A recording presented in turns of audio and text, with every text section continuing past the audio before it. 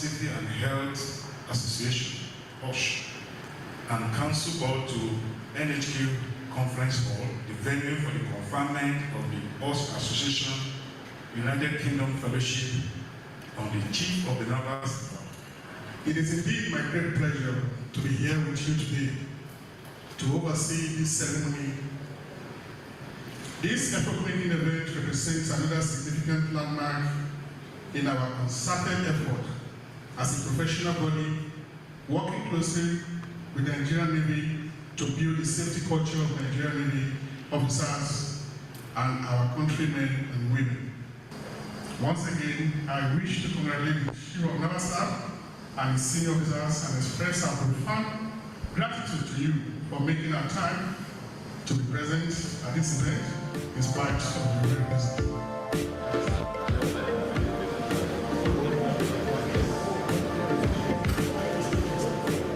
I present to you a proof of recognition as a member of FOSHA Association. Congratulations.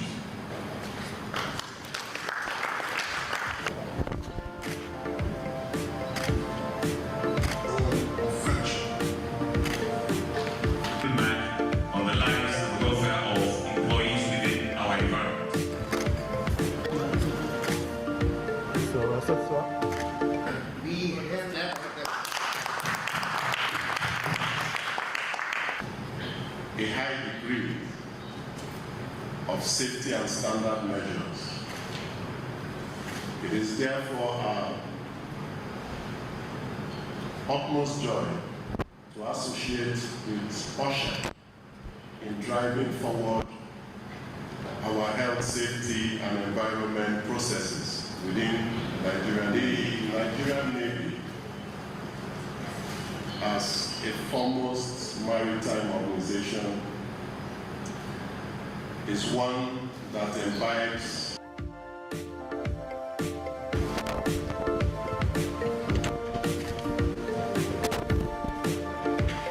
Thank you for coming, and as you go back to your various destinations, we wish you journey mercies and Godspeed.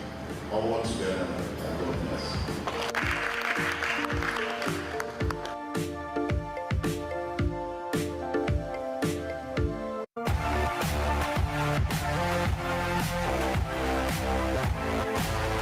On behalf of the Chief of the Naval Staff, I heartily welcome the Regional President of the Occupational Safety and Health Association, FOSHA, and Council Board to NHQ Conference Hall, the venue for the conferment of the FOSHA Association United Kingdom Fellowship on the Chief of the Naval Staff. It is indeed my great pleasure to be here with you today to oversee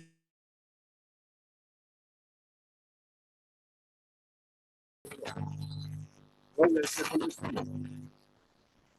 you have a teacher that saw the students in their new block.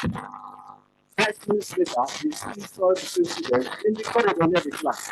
He said, I see you how come I want to this? I believe you are not one. You are here to soul as students. So I wish you yes. So FOSHA is about community safety. So, 7 lives is at the forefront of FOSHA activity. I want to start with the acronym. ST. Yes, means that when the wise man says, health is what? The health separate of safety. COVID-19 is a point after that. So the vaccination is a wedding nation. Any society they are headed to, of course. In that society will be productive, that society will be productive, that society will develop.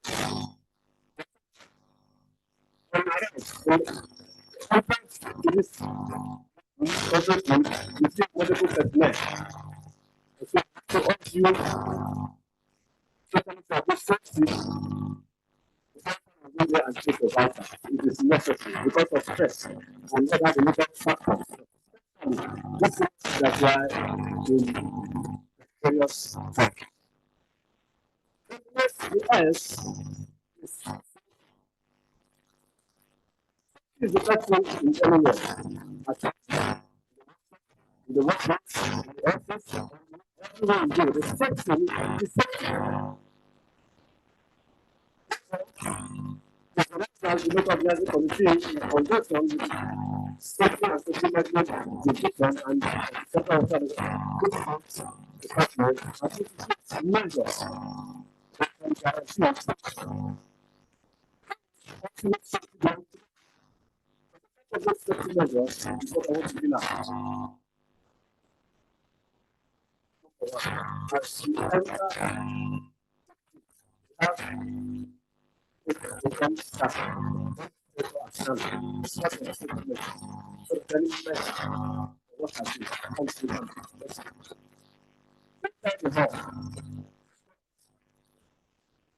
that was my yes. It's also an editor.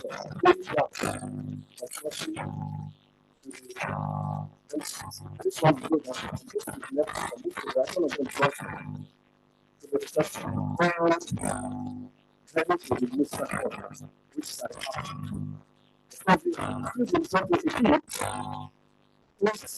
fire extinguisher among the case of any fire outbreak. So to let you know that we have within the kit is addressable fire alarm system. When I mean addressable, I mean it is automatic activation. And from the voice, the test over place that a fire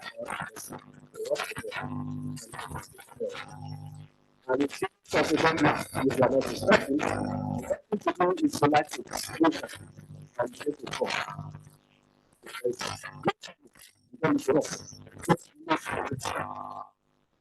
In case you forget something, you don't need to come back.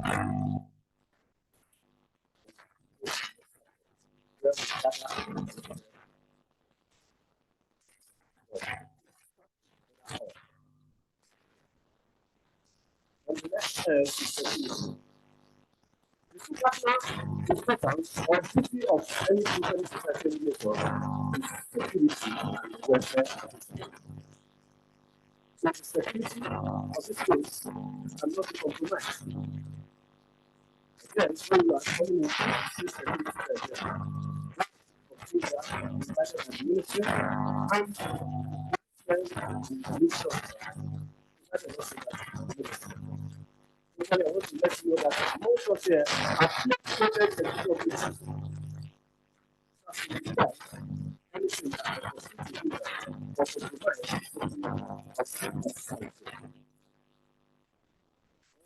to let you know most of are also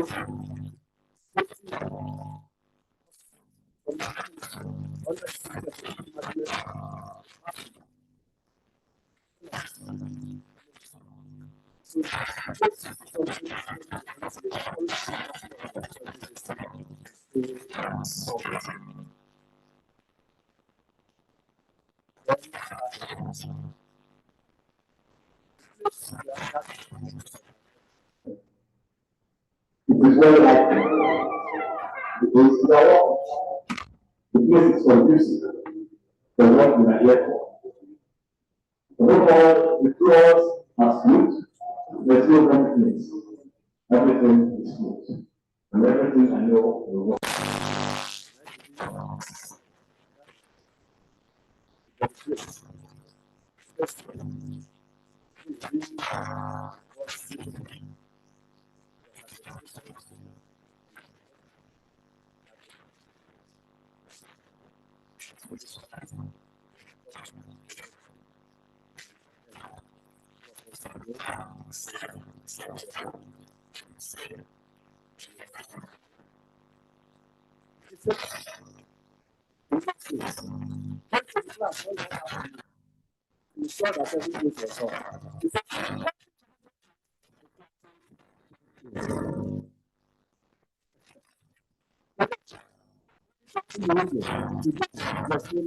For the climate everything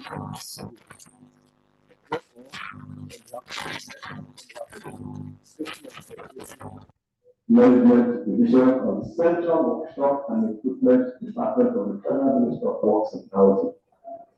I wish all the participants, starting from the Permanent Secretary, entering the I wish also the Director, Central Workshop and Equipment, and Chairman of FCT, First Association Branch, and also Regional Council Secretary, Yes, President. President of First Association, Director Shada, Chief Speakers, distinguished gentlemen of the press, distinguished men of the military and paramilitary forces, my colleagues, candidates, inductees, ladies and gentlemen, I wish you a fruitful and happy celebration. God bless you. Thank you.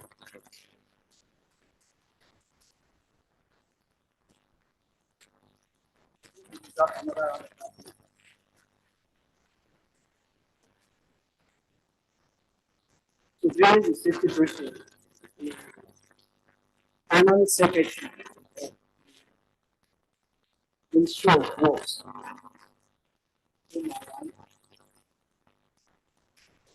representative is also here with us. So the Permanent Secretary, Yakubu Omata, is represented by Hamisu Ali Omata. You are welcome, sir. Please, you are very welcome.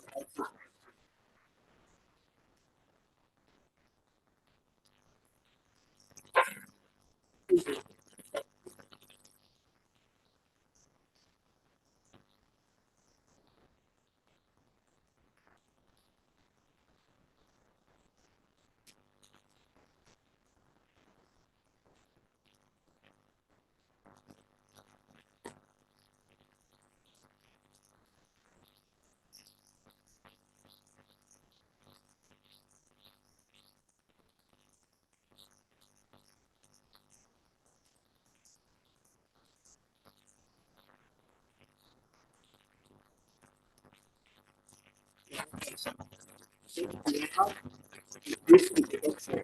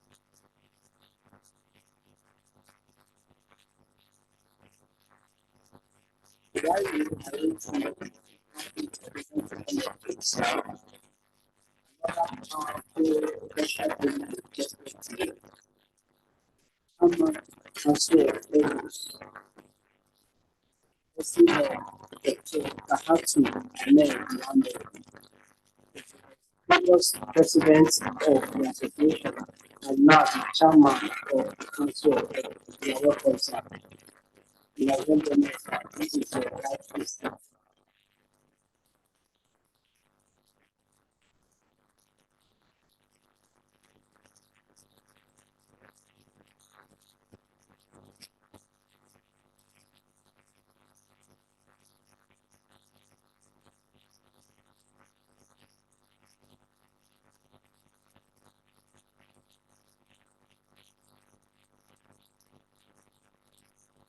We have ICB University there, so the students as can see from the slide, a brief introduction of FOSHA Association. Educational Safety and Health Association is an international organization registered in England and Wales. its motto is to promote safety, save life. The association has a mission to create proactive awareness in the workplace and also to reduce the incidents, fatalities that occur between workers of the immediate environment and also risks that can cause death.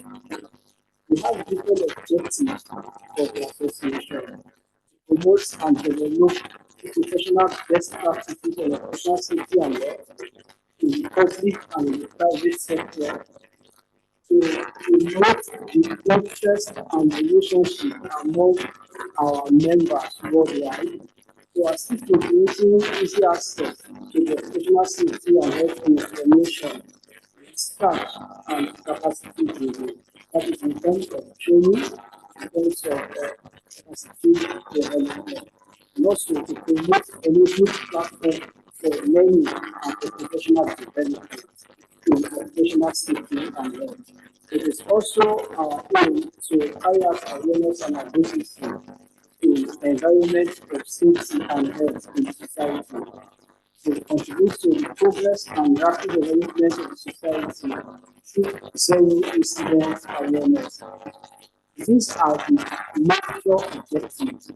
We also have our global goals, which are as follows: promoting safety information exchange among nations, push training and capacity building, business networking between occupational safety and health experts, awareness and advocacy in occupational safety and health in the public and the private sector. In all of this, there is a media unit or media which is called the safety unit.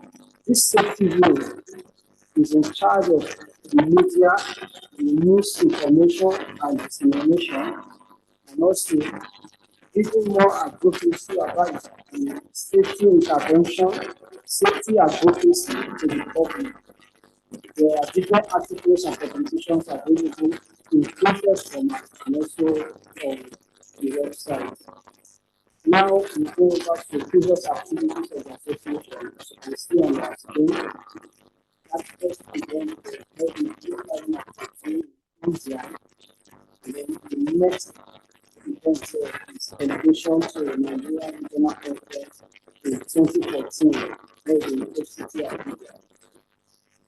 Next is the public conference held in Cotonou. The next slide is the Ghana Regional Safety Conference in Abuja held in 2017.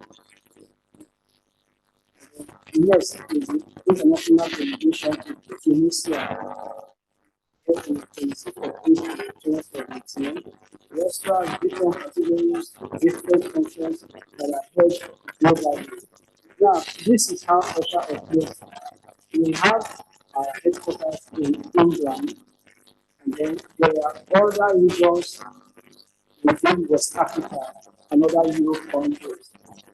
For each of these regions, we are allowed to have state chapters. So in Nigeria, I can gladly tell you that we have over 13 state chapters that are functional. Next event is the World Security for this summit in Dubai. The next event is also the event in Dubai, the safety conference, and then the next on my left part, I can recognize our airport,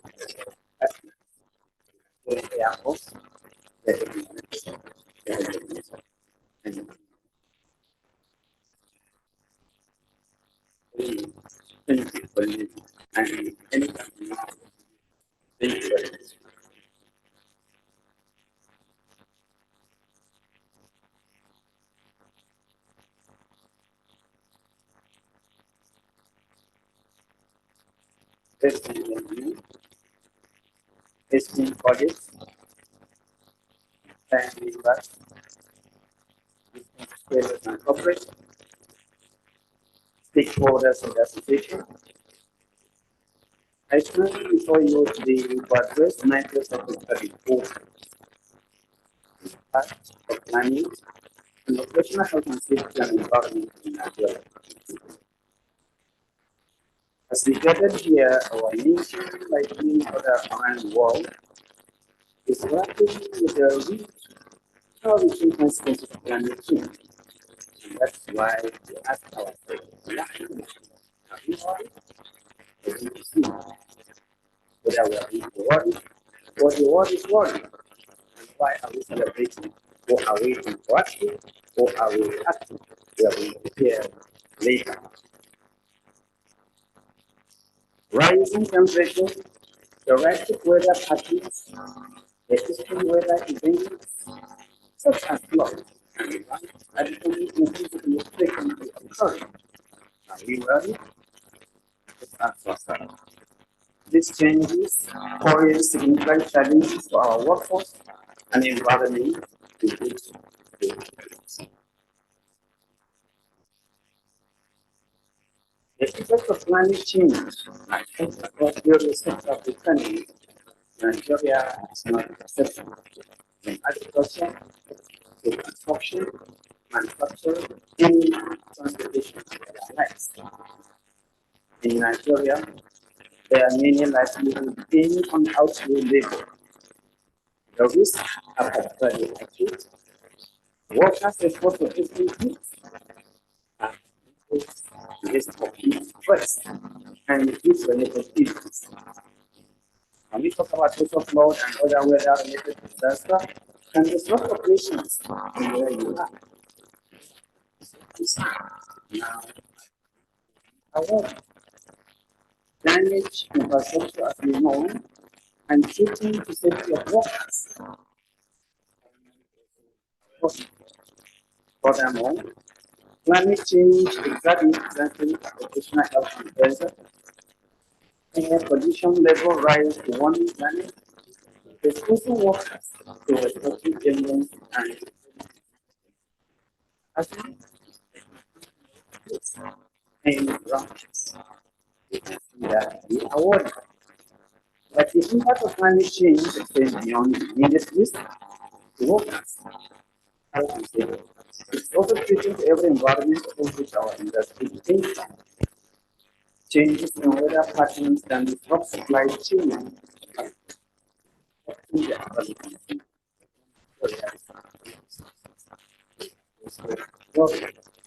Additionally, the degradation of natural ecosystems exaggerates the risk of environmental disasters and further endangering the health disasters such as oil spills and chemical leaks, further endangering the health and safety of workers and communities alike.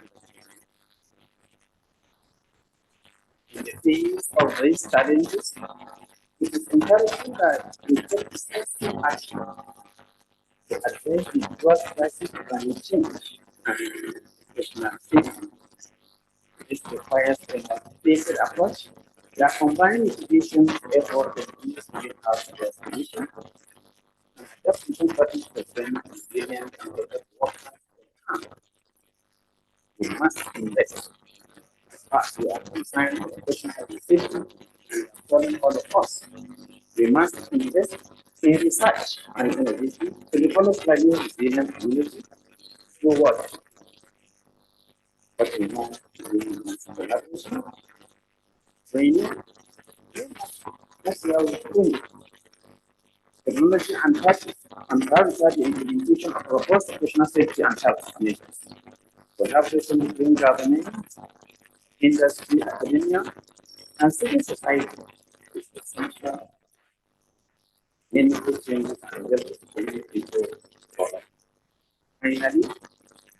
Finally, and in conclusion, together, let's strive to challenge before us, enhance our collective efforts, and nation to safeguard the well-being of our workers and preserve the environment for generations to come. Thank you very much.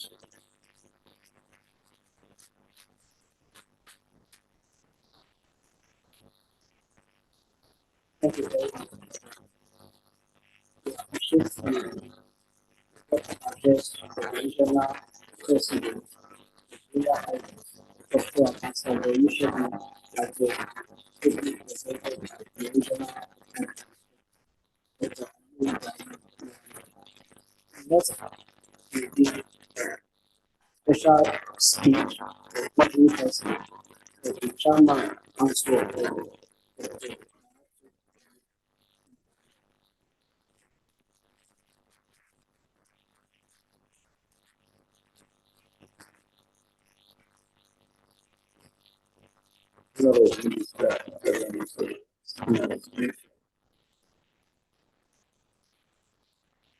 permanent secretary, parameter was heavily represented. My regional president before I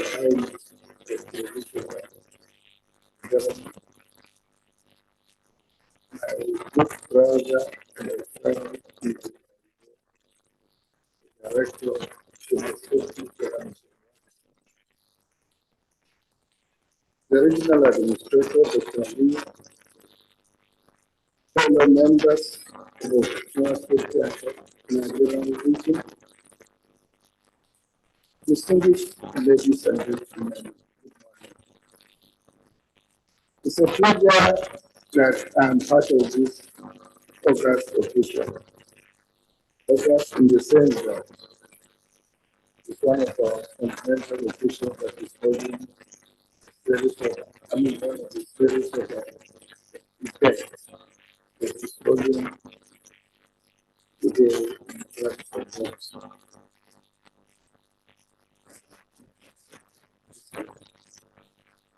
I want to specifically appreciate the parents for giving us the continuous opportunity to learn their facilities.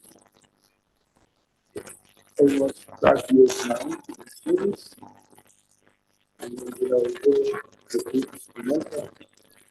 So I want to say personally recognize the role and the contribution of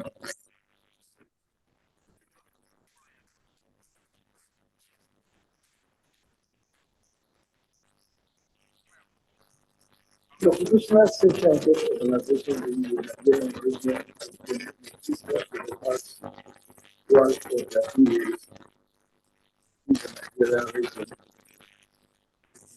This organization for mitigating the Nigerian region. A lot of activities,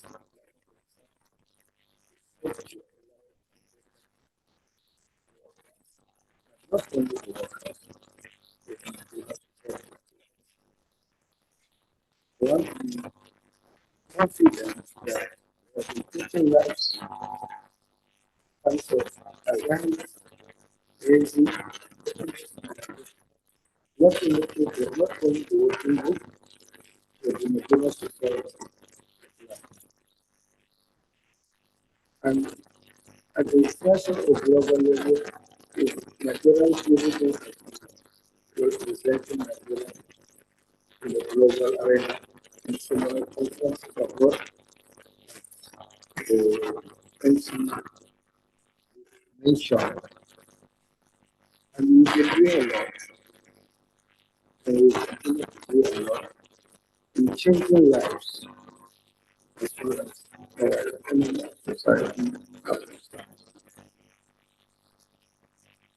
The fact of this conference is climate change. Ella, have you gone to salary section to write name? Oh, the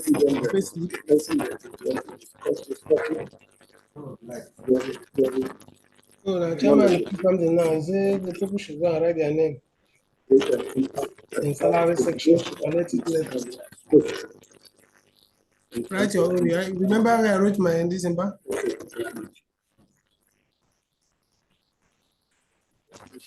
Everybody is kind, the party is reputation, and the countries of it.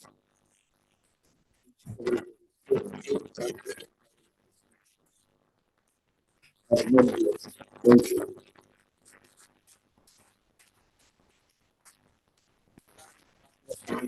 The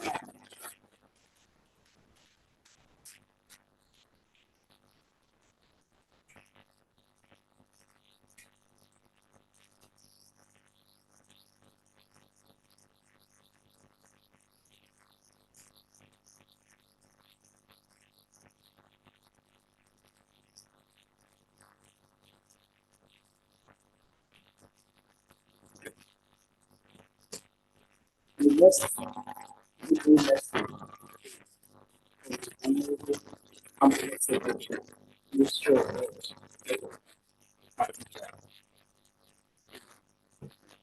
then we get that Google message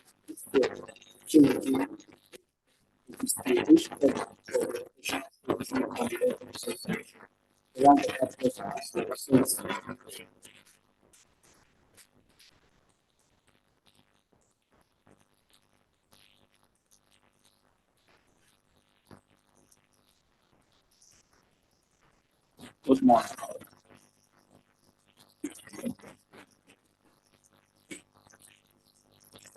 They keep calling me Oyinbo and not Oyinbo. I'm Oyinbo. So I want to read the concepts and words. It's not around.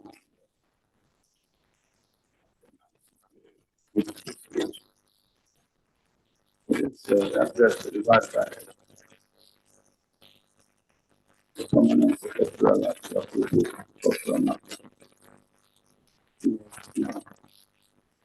a member of FOSHA.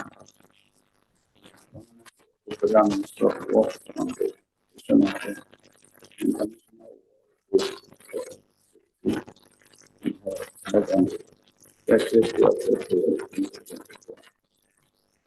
conference for the program instructor works.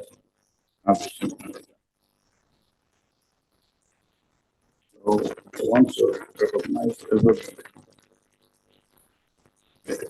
Actually, this one I want to make a so those and how to do everybody's there. Your presence is welcome. Recognize.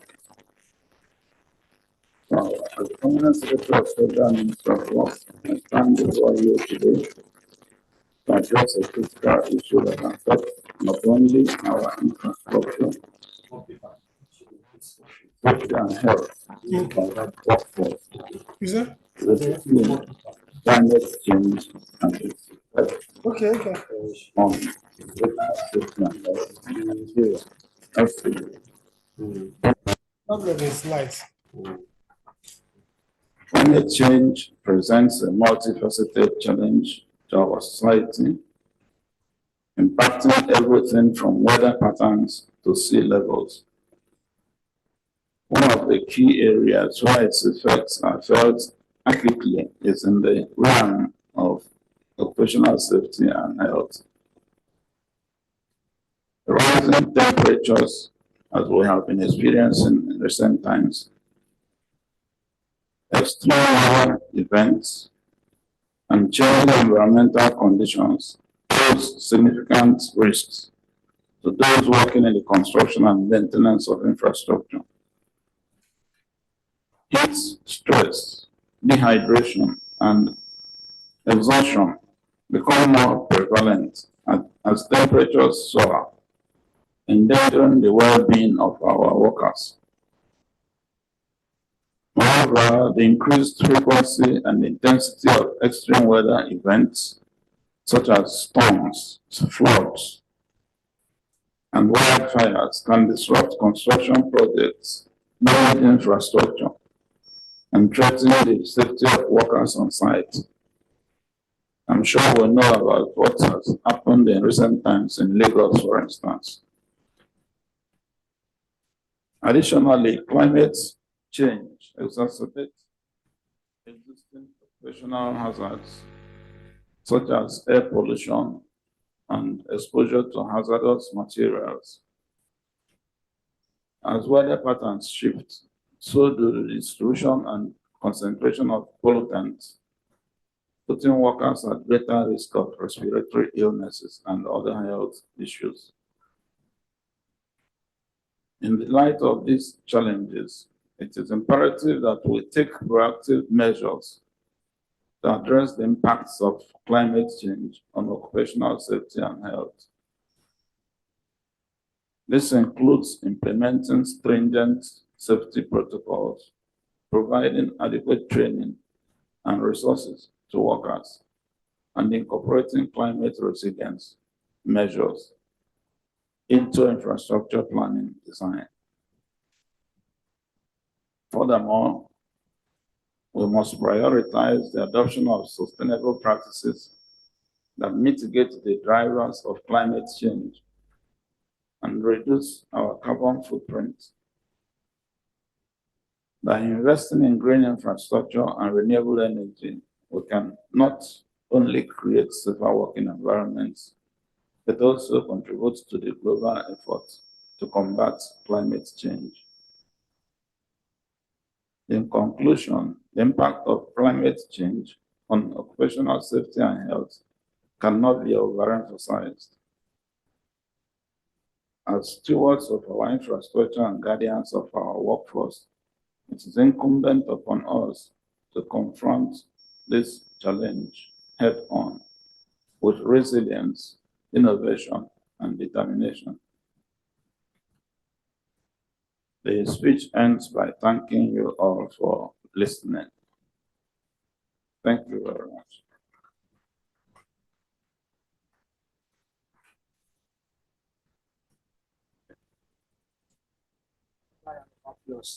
That's the speech from the Permanent Secretary. Our first presentation of the day will be taken by Mrs. Olufunke Taiwo Akiwomi. She's a member of the Occupational Safety and Health Association, the Assistant Chief Information Officer in the Office of the Head of the Civil Service of the Federation, and also a trainer of the Occupational Safety and Health Association. Let's give her a round of applause as she comes to the stage to take us on the theme of today's celebration of the World Safety Day, climate change and its effect on the occupational safety and health in Nigeria. A round of applause for her, please. Thank you very much, MC. Members of the high table, distinguished delegates, good morning. Good morning. So as we briefly said, my name is Olufunke Taiwo Akiwomi. I'm an Assistant Chief Information and Public Relations Officer in the Office of the Head of the Civil Service of the Federation. So we'll just quickly go through the presentation. We'll be talking about the impact of climate change on occupational safety and health in Nigeria. We're basically tailoring it down to how it affects workers in our places of work and how we can mitigate these challenges. Please listen and jot down your questions. You can go to the next slide, please. It is the outline, the next slide for the introduction. Okay, please, I want us all to pay close attention to that picture on the slide. If you can diffuse what that picture is talking about, then you know the reason why we are here, and you know the problem that is actually in the society right now. Can anybody in the audience give us a view of what that picture illustrates? Yes, we know it's climate change. So what's happening there? Climate change is gradually taking over the environment. That is man struggling to actually survive. And in no time, if we don't take time, the blanket will just cover everything up. So with that picture in mind, I think we can go ahead with the presentation. So climate change is one of the greatest challenges confronting humanity, with profound implications for health and safety, which of course we have to pay close attention to. Over 10 decades ago, across the globe, people started burning more coal and fuel at work, home, and transportation. This releases carbon dioxide and other dangerous gases into the atmosphere. So when we talk about gas flaring in our refineries, it affects the environment. When we drive our gas, we are driving on fuel. We bring carbon dioxide. Everything is affecting the atmosphere. At the end of the day, it affects man's humanity. So these added gases have continued to cause the Earth to warm more quickly than it has in the past, leading to global temperature rise. So with the accumulation of such gases, the Earth is warming up rather than normal. How it's supposed to be normally. It's warming up more than that, which is actually affecting us. So to situate this presentation in a proper context, attempt to be made to define it. So climate change, according to United Nations, refers to significant and long-term alteration in Earth's climate pattern, including changes in temperature, precipitation, that's rainfall, wind patterns, and other atmospheric conditions, typically occurring over decades to millions of years. So these changes are primarily driven by human activity. So everything happening now is driven by human activities. We are the contributors. So we still have to find solutions to it because we created the problem in the first place. So activities such as burning of fossil fuel, deforestation, cutting down trees. We are cutting down trees, we are not planting. If you cut, you should replace. So no replacement, we're just cutting them down. And industrial processes, agricultural practices, which releases greenhouse gas, such as carbon dioxide and so. So carbon dioxide, methane, and nitrous oxide, these are the three largest contributors to global warming. So occupational safety and health, we know according to ILO, identifies occupational safety and health as the discipline dealing with prevention of work-related injuries and diseases, as well as protection and promotion of the health of workers. All occupational health and safety is concerned about is that workers come to work without accidents, get back home safely. So your safety is their priority. That's the duty of care for occupational safety and health. So we're going to talk about the causes and adverse effect. On the adverse effect now, causes we already talked about: burning of fossil fuel, deforestation, agricultural practices.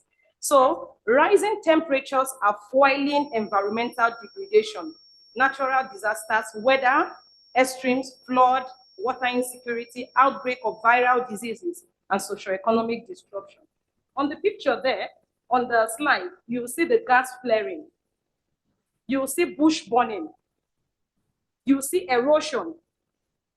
All these are caused by climate change. So in August 2021, the United Nations Intergovernmental Panel on Climate Change, IPCC, a UN body that assesses the science related to climate change, released a report titled Climate Change 2021, the Physical Science Basis. And reacting to this report, the UN Nation Secretary General, Antonio Guterres, described it as a code red for humanity. It means there is danger. It's a code red for humanity.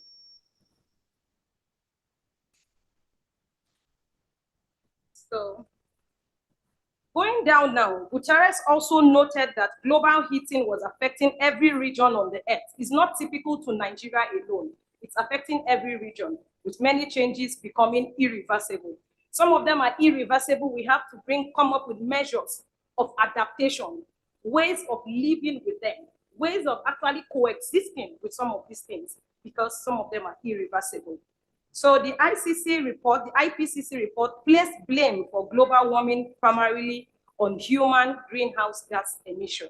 So the cause is on human, because we are the ones, actually emitting these things. Instructively, fossil fuel, coal, oil, and gas are the largest contributors, like I said earlier, accounting for over 75% of global greenhouse gas emission and nearly 90% of carbon dioxide emission. Okay, if you can see that picture very well, it's not going to the board from where you're seated. It shows the cycle of how these things contribute to human environment and how it's affecting us. So as greenhouse gas emissions blanket the earth, so it's like having something to cover the surface of the earth. They trap the sun's heat. This leads to global warming and climate change. So in essence, it's just the heat that is trapped up there that is called the climate change thing and global warming. So let's forget the big grammar. So the world is now warming faster than any point in the history. Warmer temperatures over time are changing weather patterns and disrupting the usual balance of nature. So can you go to the next slide? So for instance, in Western Europe in 2021, it saw the worst flooding in decades, leaving more than 180 people dead after heavy rainfall hit Germany, Belgium, Luxembourg, Swaziland, and the Netherlands. So you can see from the picture there how the flood actually affected them in such areas because of the rain. And when the heat is too much in the air, there's evaporation, it's going into the air, water is evaporating. At the end of the day, it's like the pressure from the pump when you're fetching water. When the pressure is too much, the rain falls. It falls without, they'll say it's rained cat and dog. It falls without nobody being able to stop it, like traditionalists who say they want to stop rainfall. This one, you can't stop it. So the impact is really very drastic on Earth. So that was what happened there. And also in China, at the end of 2021, they also had this Gulf in Henan province in China that actually affected about 13 million people. So coming down to Africa here, we had earthquake in 2023. We had this landslide in Cameroon, Democratic Republic of Congo, in India. Madagascar and Mozambique were also affected by cyclones, whereas heat waves and wildfire were seen in Canada, US, and Australia. If you watch Australian documentary very well, you see the country is prone to wildfire. There's always fire every year in Australia. People lose their lives. We have the biodiversity being affected. Animals are going into extinction because of all these things. So Nigeria, like many other countries, face significant vulnerabilities of climate change across various sectors. For instance, in the past, the country experienced increased flood with devastating effects in not less than 20 states, resulting in about 75 fatalities and displacement of 57,000 people. I can remember clearly when there was flood in Kogi State. That road was blocked for almost a week. People were trapped. Economic activities were affected. People's houses were submerged, and these are caused by human factor. So some of the key vulnerable sectors that climate change is affecting presently. We have the agriculture. Climate change poses a risk to agricultural productivity. You know, in terms of changes in precipitation pattern, increased temperature, and extreme weather, such as drought and flood. When there is flood, there is drought, our farmers can't go to farm. We can't get our food very cheap again. So we have to depend on maybe imported food and stuff like that, which is actually affecting the health of so many people, because what you take in actually tells a lot. So these factors can lead to reduced crop yield, loss of livestock, and disruption in food supply chain, affecting security and livelihood. We also have water resources sector. This can lead to scarcity of water. So I'll just read through those ones, then I'll just go. Then we also have the coastal zones. Nigeria has a long coastal line along the Gulf of Guinea, and presently they are also facing problems. They have this erosion around Abidjan, which they are trying to mitigate right now.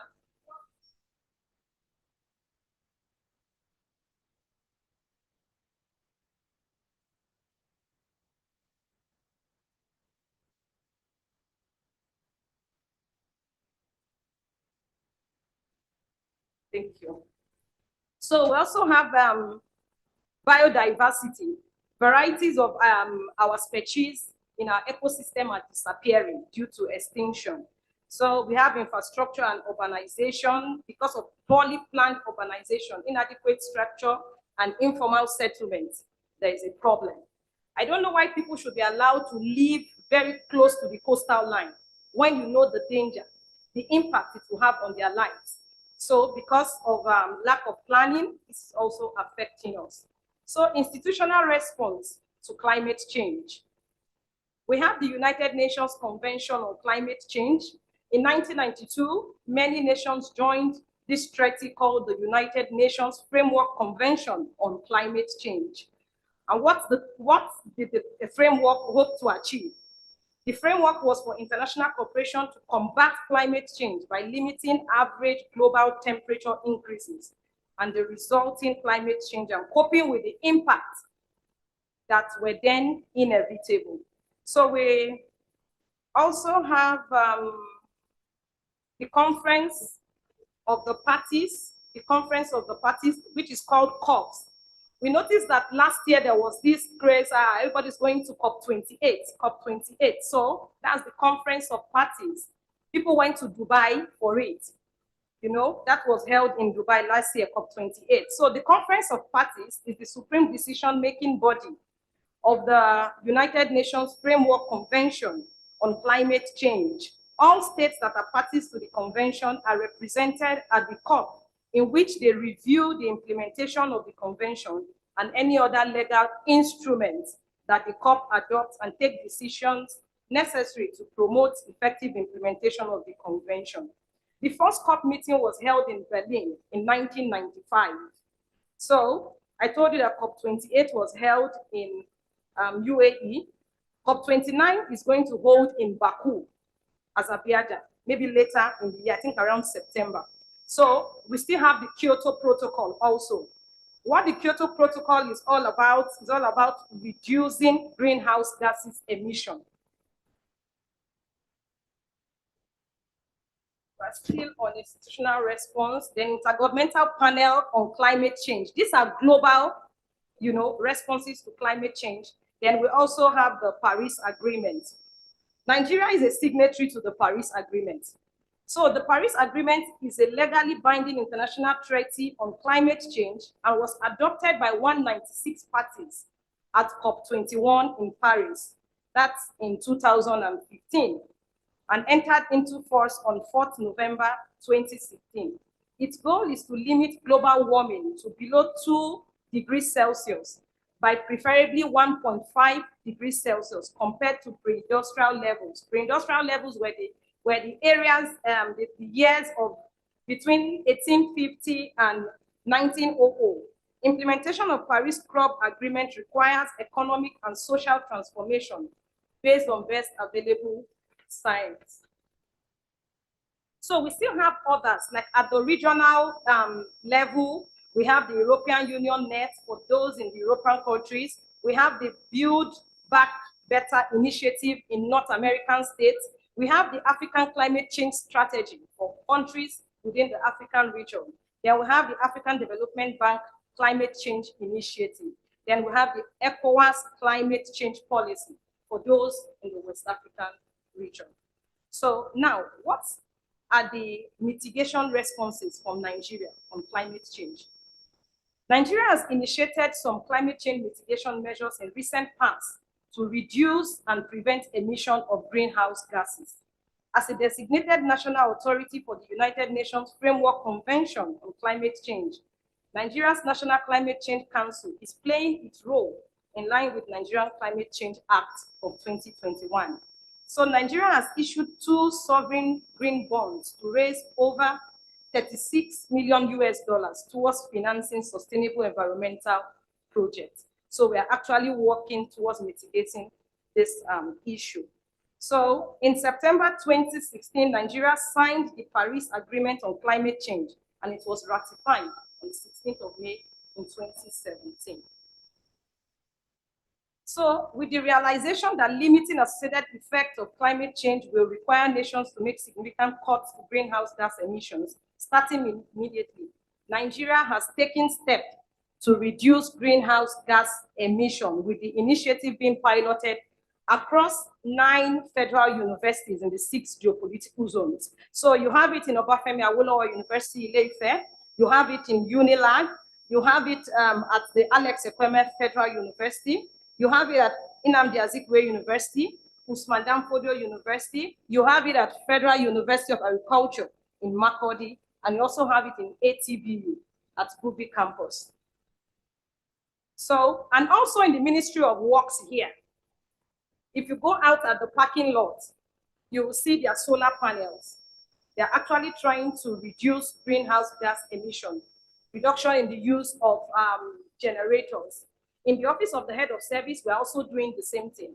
All our parking lots are covered with solar panels so that we can have alternative source of electricity and actually contribute favorably to our living environment.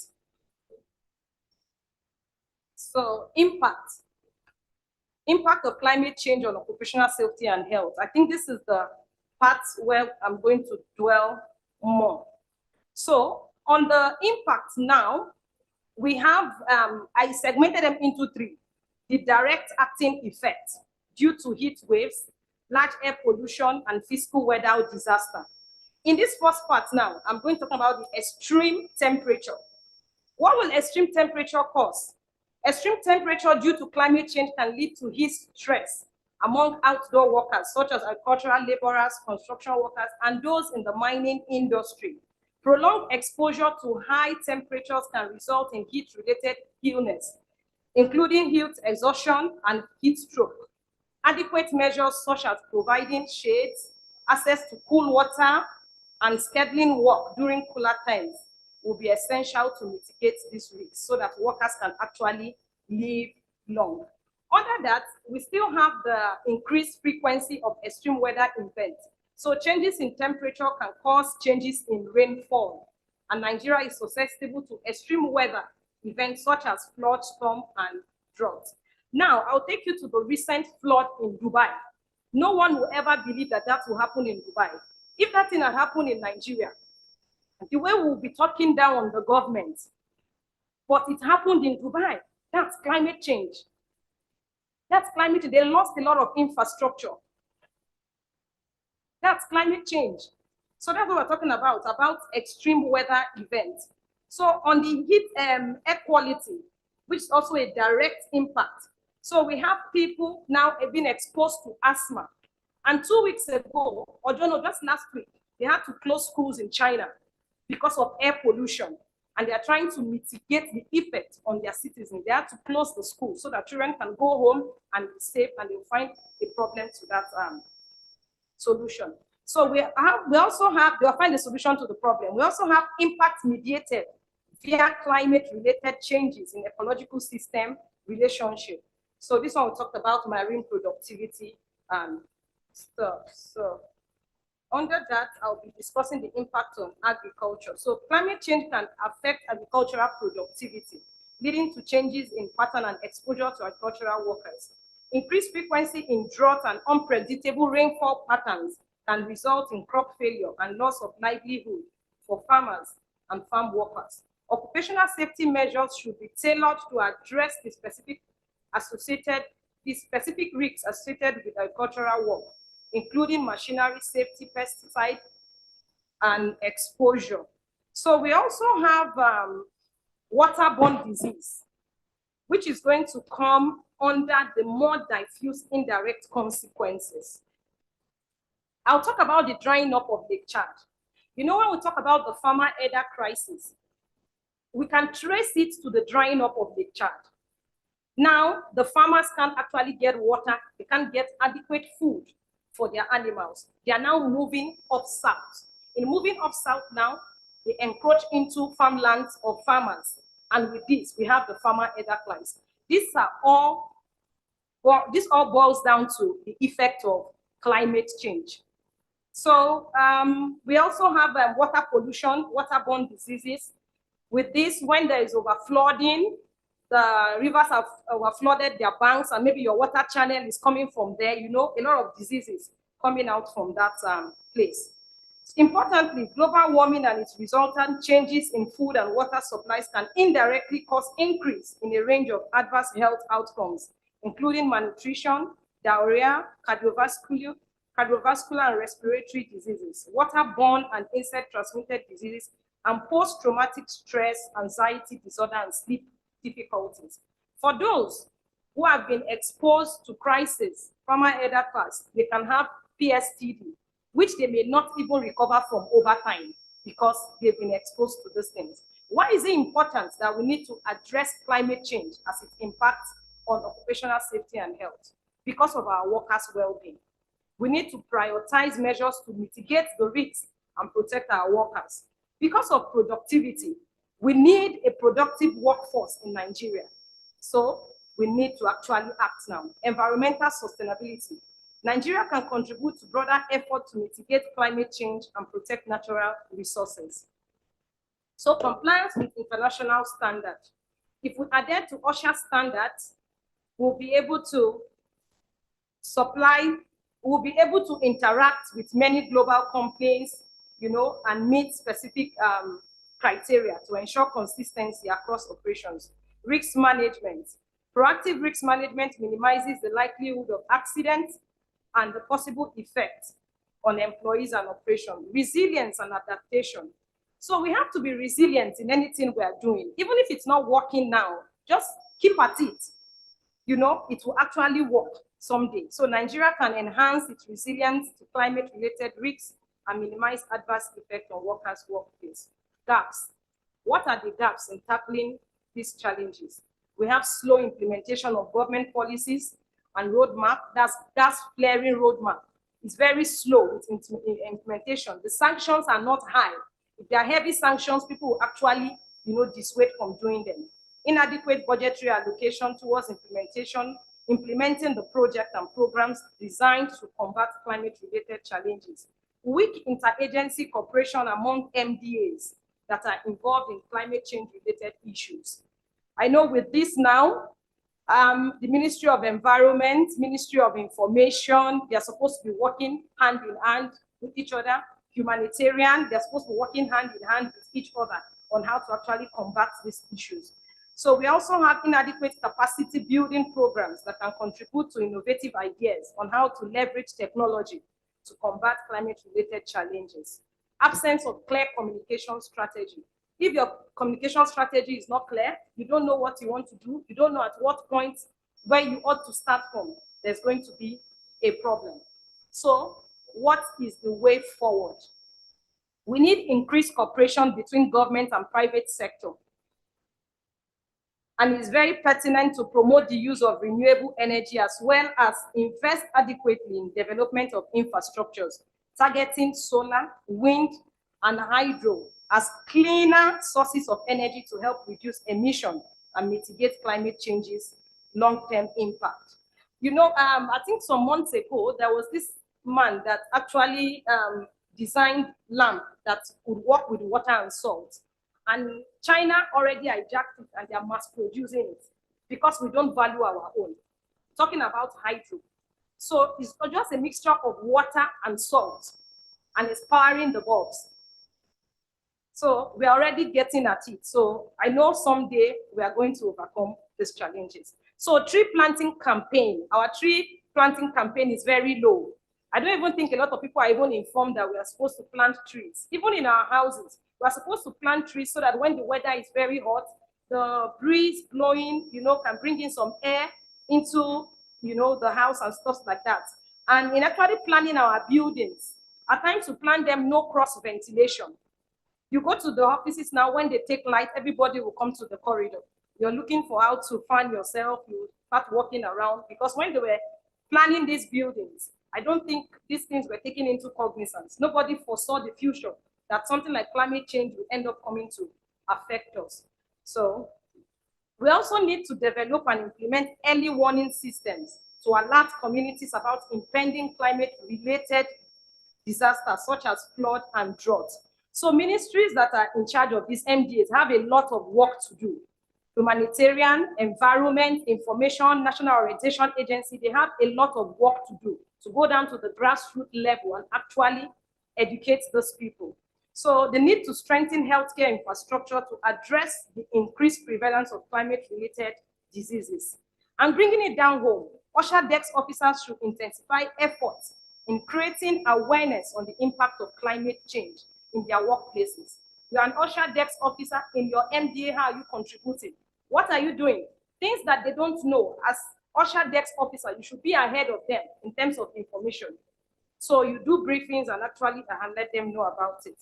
So we have to sensitize workers on safety measures and the use of appropriate PPE, personal protective equipment, If you know you are asthmatic, when you get to the office, the environment is not okay, use your nose mask. You know, have your Ventolin with you, things that will actually protect you yourself, you know, from all those things. So you have to identify potential other hazards at workplace. So duty of care. You know this thing will cause a danger. You don't wait until it happens. If you go to a lot of MDAs now, you see cars that have been abandoned for so long. They are bad, but they are parked on there. Today there is going to be a problem. Route of escape is going to be difficult. So why should you wait until there's a problem before you actually remove these things? That's where duty of care comes in. If you see it, you have to say it. You know, recently the Office of the Head of Service inaugurated the Safety, Health and Hazard Control Committee. So we are getting at it. We have to identify the hazards in the offices and actually advise management, which I think all other MDAs too should put, you know, into practice. Because you may not be everywhere all the time. But if you have people in these committees working, they can identify these things that you're not seeing as the boss, and they can actually bring it to the notice of management. So we have to train our workers on first aid and CPR treatment response in cases of emergencies. You know, was it just last month, the boat mishap that happened in Delta for the actor, and everybody was complaining. Well, when they actually rescued the guy, they said the guy was not dead. They were going to the hospital. A lot of people were just crowding that environment. No, duty of care, you move away from the crisis scene. Allow those that want to resuscitate him to actually do. Nobody could perform emergency CPR on the spot. They were taking him up and down and crowding the guy. If they had done CPR on him, I believe he would have survived. At least they would have been able to make him bring out the water he has swallowed. But we don't have CPR training, no first aid training. If you are abroad, these are, regardless of where you're working, these are some of the trainings that you must have. CPR and first aid. In case of eventualities, you are able to actually rescue the person first, and when the paramedics come, you do a debriefing and they'll take it from there. So I hope that in Nigeria we'll begin to see such things happen. So we also have the need to mainstream climate change education and awareness programs across MDAs as well as public institutions. This may require the introduction of mandatory training program on climate resilience for government officials in Nigeria. So, and some workplace intervention. I talked about training and awareness program, provision of PPEs. They should be readily available in the MDAs, then emergency preparedness plan.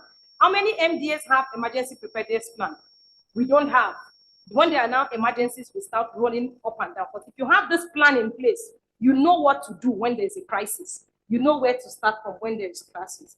And at home, I want to bring it down. At home, you need to reduce, reuse, repair, and recycle. So you reduce the way you burn greenhouse gases, you recycle your things. If you have leftover food, you don't go back to reheat it again. Keep it instead of cooking another or throwing it away. You have to actually use it again. Don't throw them away. Recycle your takeaway packs. Thank God government has banned the other one. Is it roll foam or what? The smaller one, yes. Silo foam, yes. So we are using the takeaway packs now. You don't need to throw them away because when you dump them, even on the sewage, it blocks water channel. There will be flood at the end of the day. So these things boils down to human nature. We are the cause of most of these problems that are happening. So it's good for us to walk. If you have a bicycle, you can cycle to work, do it. You should eat more vegetables because growing plant-based products is lesser and the emission of greenhouse gases is lesser when you eat plant-based food. So we need government to initiate and implement more policies that will address unemployment and poverty with a view to addressing some structural conditions that encourage people to cut down trees for economic purposes. So if you don't give them something else to do, they keep going back to cut those woods and sell the logs to actually make something out of it. So relevant authorities, including the National Orientation Agency, may leverage strategic communication to raise awareness on causes, consequences, and mitigation options to tackle climate change. OSHA regulations and enforcement. By integrating climate change consideration into OSHA policies and practices, Nigeria can protect the safety of health of workers in the face of changing situations. So in conclusion, Climate change poses a wide range of risks to populations' health. The severity of risks are likely to be heightened if global climate changes travel on its present trajectory. The negative consequences of climate change have been felt across multiple countries and sectors in recent years, as typified in the cases of earthquake and flood, which led to death and hospitalization of thousands of people, displacement of millions, costing millions of US dollars in losses and damages. If emissions continue to increase, climate change-related diseases may become recurrent with increasing severity and frequency. Hence, the need for relevant stakeholders, including government and development partners, to intensify efforts through investment in adaptation work. I said adaptation because it has come to stay. So how do we adapt to it? Early warning systems, climate-smart agriculture, and infrastructure to enhance resilience cannot be overstated. Collaborative efforts as a duty of care. We can commit to creating a safe, healthy, and sustainable workplace for all. Thank you very much for listening. The floor is open for questions, comments, contributions. So we're going to take questions, comments, and contributions, please, if you have any. I'm waiting, please. Keep the questions coming. Okay, sir.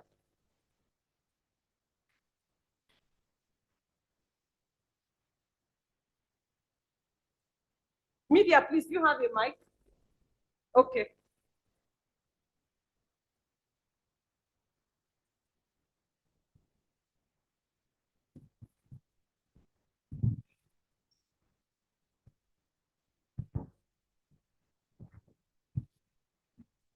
Good morning. Good morning, sir. Existing protocol. Professor Alaji Saliu Hassan.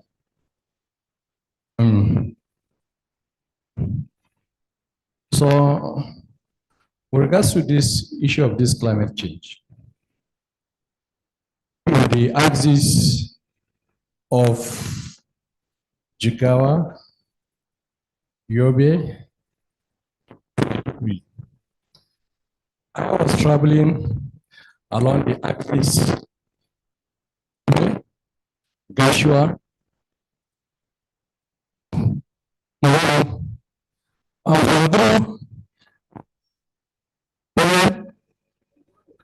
pardon?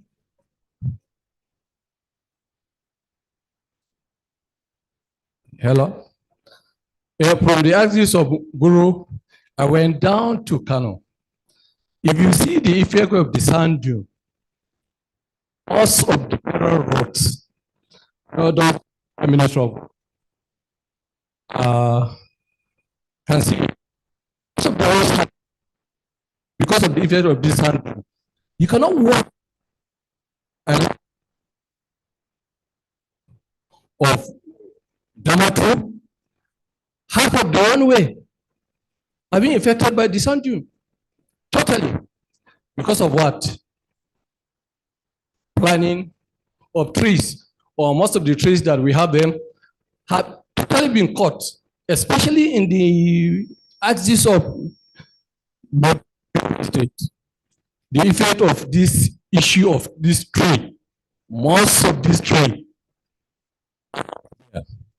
And the culture of an individual, each person to plant a tree, is not there. So there is need for us seriously to start campaigning. If not, I think we'll find ourselves in somewhere else. Thank you. Thank you very much, sir, for your contribution.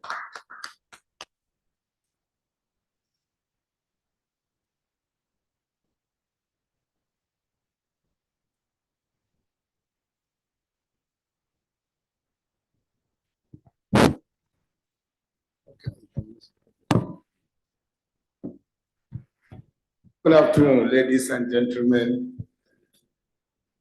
The presenter did a very wonderful presentation, and I can call it a super presentation. Even at my own level, my own understanding of climate change has really expanded my scope. So there's no doubt about that. I want to thank you for that. Fundamentally speaking, I want to contribute by saying that we believe in the rhetorics of this climate change, especially during the past 1 decade or so. What am I saying? We have State Ministry of Environment, Federal Ministry of Environment. We have necessary government agencies, both at the local, state, and the federal. But unfortunately, the government, which is supposed to be the prevailing authority, is doing virtually less as far as climate change issues are concerned within our environment. What am I saying? A case in point is this continuous cutting of big trees in all aspects of our society. And from every angle, you find trailer loads of these trees freely moving down to the south, particularly Lagos, for their onward movement to China and wherever. This is dangerous. You can count every day, not only in virtually all the states of the Federation. What are we saying? When we come to programs, we overload the grammar. But the action of government is far less. And these things are deeply eating on us every day. And if we do not take time, we'll all be consumed. And we will not have anything to, no amount of tree planting can save us. Because tree does not grow miraculously. It takes process and years. So when we allow these things to be cut off by our foreign people, the Chinese, in the name of getting small money for our communities, we are really in danger. Several series of local activities that you cannot mention them are part and parcel of these troubles of climate change.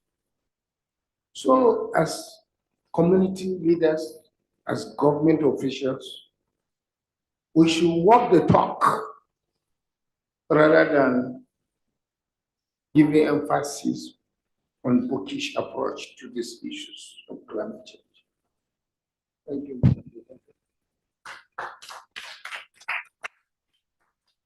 Thank you so much for your contribution, sir. Do we still have any other comments?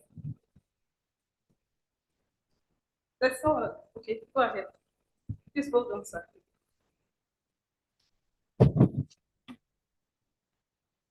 Good morning, everyone. I have 2 questions to ask. Sorry, my name is Daniel Ekini. I have 2 questions to ask. First of all, given that renewable energy sources provide only a small percentage of our energy, and nuclear power is very expensive, what can we realistically do to get rid of fossil fuel? And secondly, will the actions we take today be enough to forestall the direct impact of climate change, or are we too late?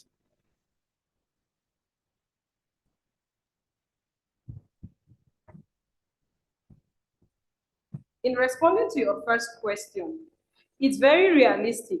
Tiny drops of water makes a mighty ocean. If each household represented here can actually go the solar way, renewable energy, we can actually achieve a lot and will reduce greenhouse gas burning.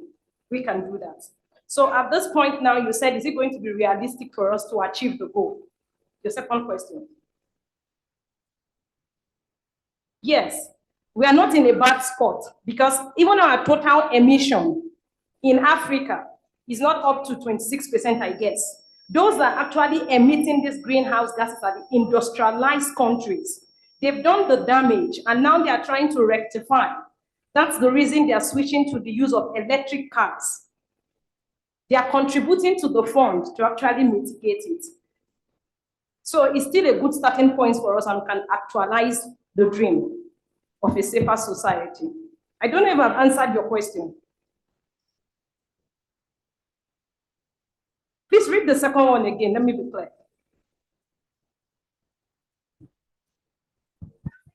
Too late. Yes, we're not too late because it's not like the danger is here. The danger is more in the industrialized countries, and they're already putting measures in place to mitigate. So in order for us not to get to that level, it's better we are acting now. That's why there's the, actually cry for, take measures to actually mitigate these things now before it gets overboard. Thank you. Yeah. The high table and our brothers and sisters. My name is Cyrus Nkagu. I'm the Director of Occupational Safety and Health, NOSRA. What we are here for is a serious business. And I must commend the association for taking this lead. And they have been doing a lot to bring to the consciousness of Nigerians the need for us to save ourselves from danger at work. I keep telling people that there is no need for you to die while working. If you are all able to take care of our work environment, every worker will retire healthy and strong. A lot of workers retire at the age of 60, and yet they are not able to go ahead performing any other duties. And this is because of our carelessness in the workplace. And I must tell you that we are expected to perform these duties ourselves. It's not about management. A lot of people believe that it's management that will do everything for you. In your little space, how did you keep it clean? In your closet, a lot of people don't manage even the toilet where they go to defecate properly. Climate change is about our attitude. And if you look at it, about 80% of the cause of climate change is an act of man. So we expect men to be conscious of the environment. If you cut down a tree, plant another. In fact, what we advocate is that if you cut down one tree, plant another 10 for replacement. Because the environment was made very good until the creation of man. Man, being the destroyer of the environment, destroyed the environment. That meant the ozone layer to open up, and we now have a problem. If there are no trees, the oxygen will suffocate us, even in the environment. So it's the presence of tree that help us to bring back the oxygen, which we take the carbon dioxide, which we remove from our nostrils. So I want to advocate that this collaboration is necessary. In each ministry, I know that OSHA Association has made it mandate, the government has made all MDAs to establish this occupational safety and health in their ministries and agencies. I must tell you, many of them have never done it. I can assure you that NOSRA has taken a very serious lead to this extent that we have gotten even myself as the director, the first director in that agency. And of course, we have also, like Brother Mohammed here has spoke to our people. We had 4 days event preceding today. It was yesterday we ended in our office, across the zonal offices, to sensitize our staff about the consciousness of ourselves taking our environment in our hands. And that is what we have done. It's a public enlightenment, and I want to advocate that organization should not be tired. We should keep on sensitizing Nigerians to be able to take seriously our environmental. This climate change, we can abate it if all of us work together. And our work environment, because most times, if you look at us, once we are in a place, especially in the north, when the place becomes hot, you go under the trees. If you look at the northern Nigeria, most of the places are tree planted very well even before we were born. But most people that are born after those trees were planted are cutting them off. If you're under the tree, you are feeling very good. I don't know the reason, because of what happens in the plant system. So I just want to urge us, even as we are here, when you get back to your various places of work, institute this attitude of taking your environment, your safety, your health depends on the way you live. So that is what I want to tell us. Let's go home and think and act. Thank you. Thank you very much for your contributions. Okay.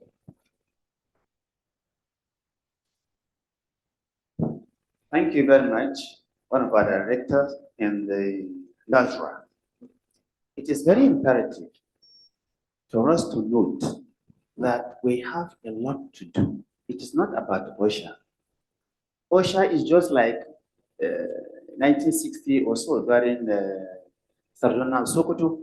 It is somebody with passion, drives everybody, and others followers with good zeal follow them or follow suit. So what we want to watch ourselves is that through OSHA, you can come for collaboration, you can come for awareness, you can come for what? So many things in terms of training. Because if you are not trained, I don't know what we can do. But in another shape is that each and every one of us here, particularly those that are OSHA desk officers in the ministries and MDs, you are foot soldiers. Please, we urge you, anything that you want from a ministry to do through OSHA, please let us know. We help you to push. And in addition, how many trees or a tree have you particularly planted? How many? We cannot wait for anybody, because in Nigerian context, we know. That's why I said we are not late. Further answer there, we are not late. But what we are good here in Nigeria is reactive.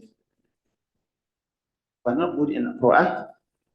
Because as I'm talking to you here, what are the data of instances? We don't have. But please, we are good. Whatever happened, quietly we promulgate law now, and we move now and do and form other committee and follow up now, because it's happened within 1 decade or 10 years. Forget it. But if we are good in proactive, we have what NEMA used to give us in terms of prediction of climate. We have to make sure that we provide this. So please, I think on that note, we are not late. That's why we are here. We are worried, seriously worried. That's why we are here. Thank you very much. Thank you very much for your time. So on a final note, please let's walk the talk by being the change we want to see in our environment. Thank you very much.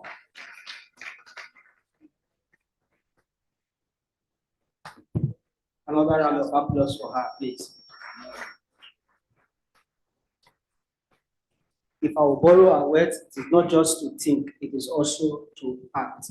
Safety begins from me, safety begins from you. We are gradually going to another segment of this event, which is the investiture of our brand new fellows, members, associate member, and student member. So please, all fellow inductee, please just take a walk outside. The membership committee will hand over your gown to you, the cap, and then your dressing, and there'll be a procession from the back door back to the stage. The Chairman Council of Fellow will be accompanied by the regional administrator to also proceed in the investiture and the decoration. So please, all fellows who are sitting in the second row as indicated, please, you can go outside, get your gowns from the membership team, and then they'll tell you how to dress and how to proceed into the hall. Thank you.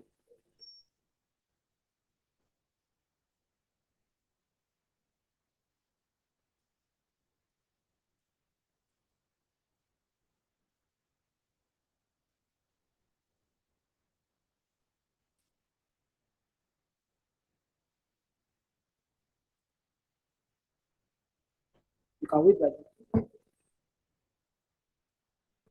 our fellows that are already in their regalia, please, you can start coming from the exit door.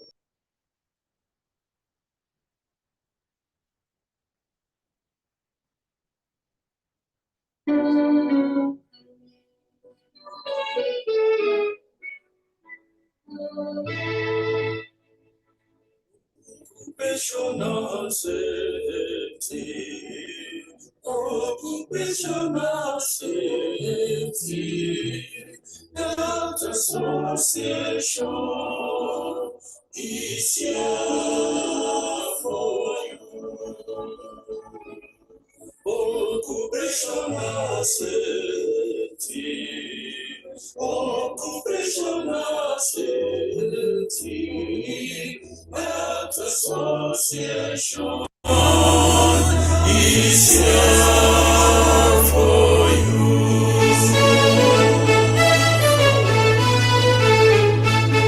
We are all the vanguard. We are the vanguard. We are all the vanguard. Providing the world with safety.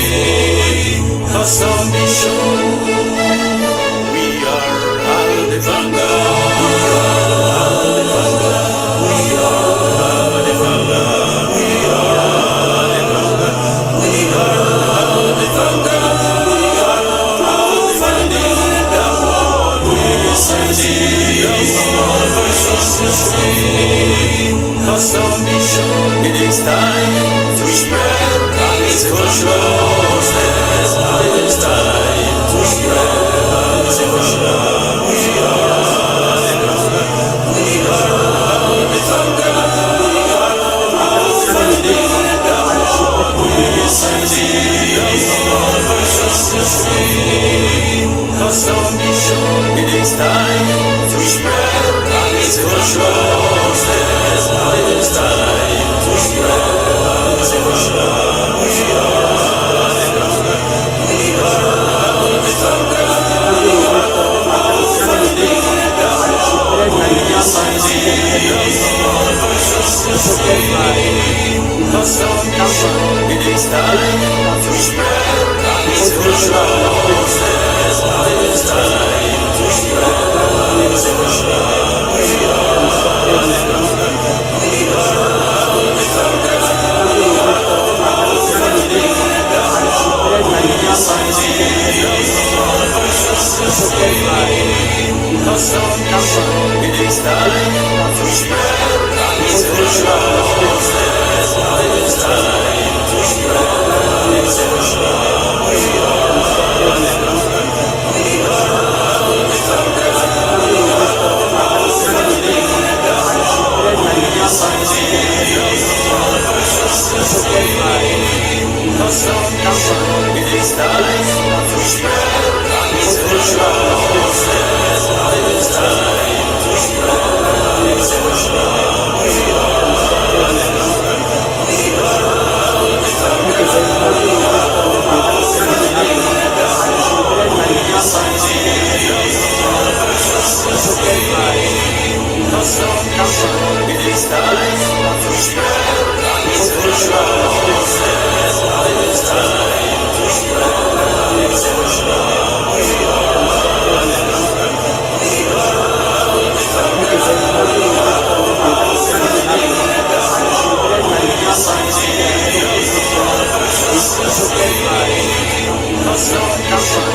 The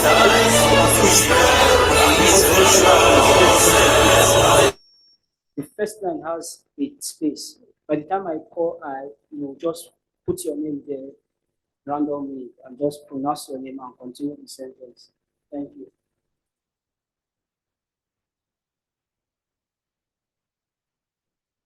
The chairman FCT chapter will do the induction. And then after the induction, there's a space for signature, date, location, and phone number. Ensure you fill it and return it back to the secretariat, or any of the representatives will pick it up from you immediately. Thank you.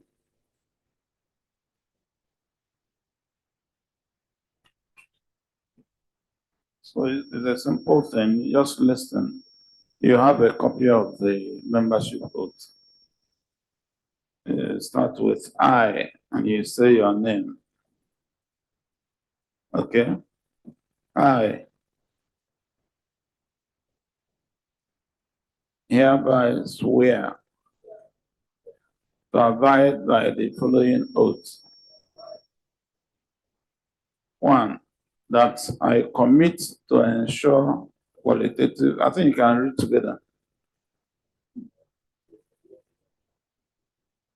And safety supervision to the best of my abilities as evidence to mankind and society.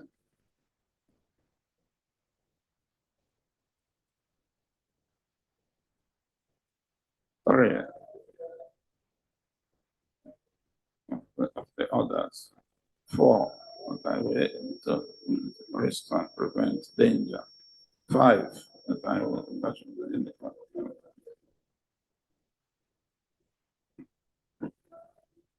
better solutions to health and safety measures. 6, I will use the means that are made available responsibly and fight for their accessibility to all. 7, especially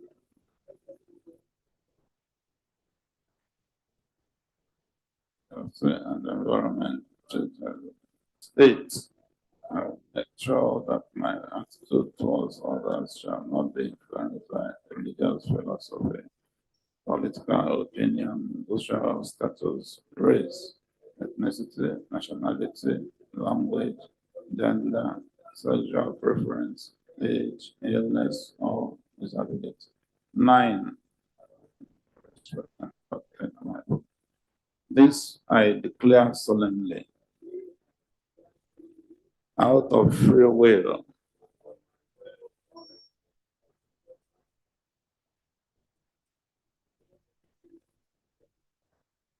so help me God.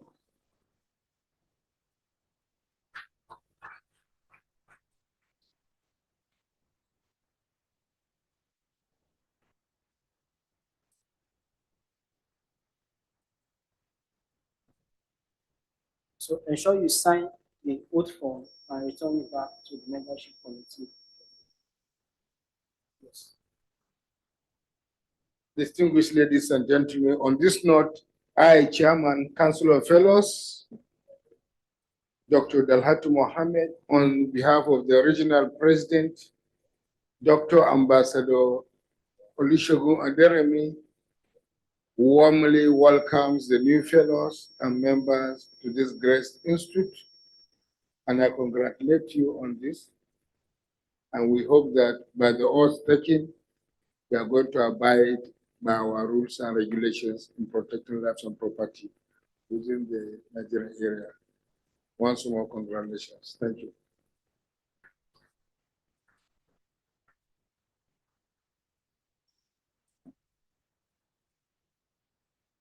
We are going to do the induction and proper and issuance of the certificate to individual fellows.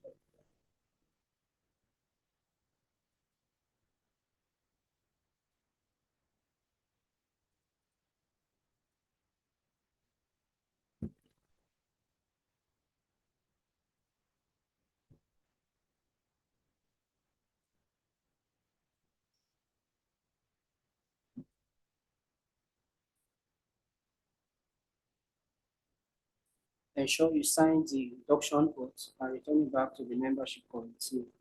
So with that, we'll start with the honorary fellowship award to the permanent secretary, Yakubu Kofomata, ably represented by Ali Kofomata.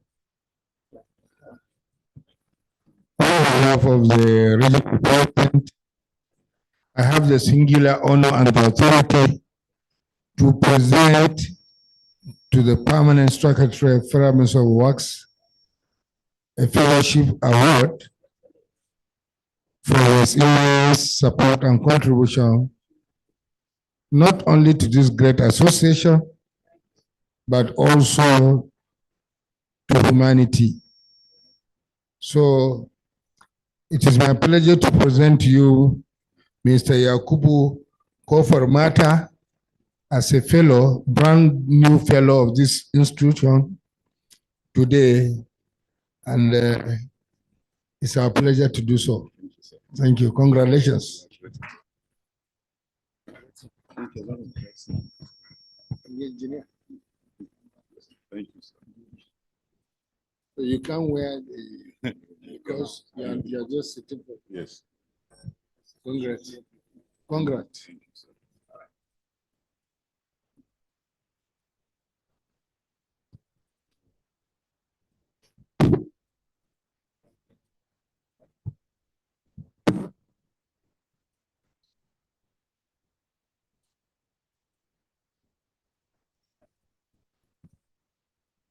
Congratulations, sir.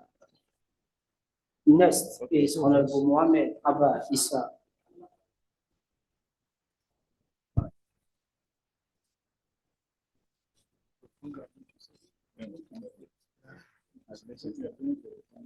Yes. So who is the next? Comrade.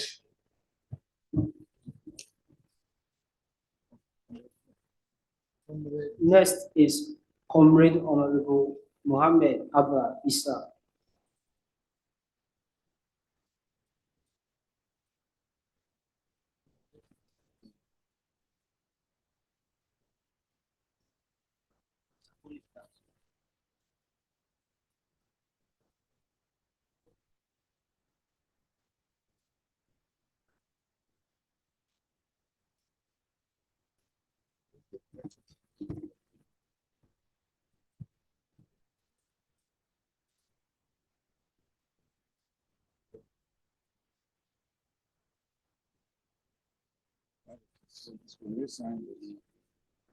Thank you. Congratulations. Thank you so much. This one, what is the award? Yeah, well. Take it, sure, yeah.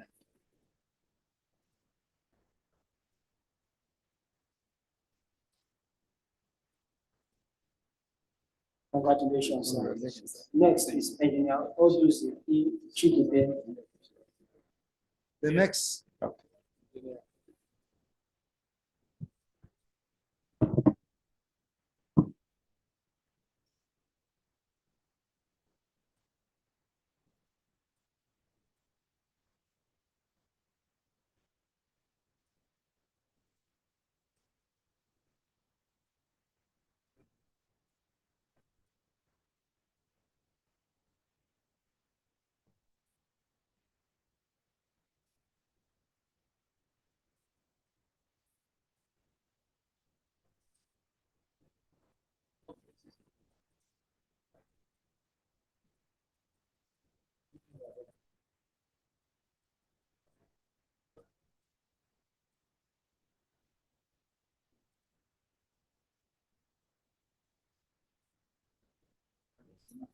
Congratulations, sir. Next is Abeku Danjuma.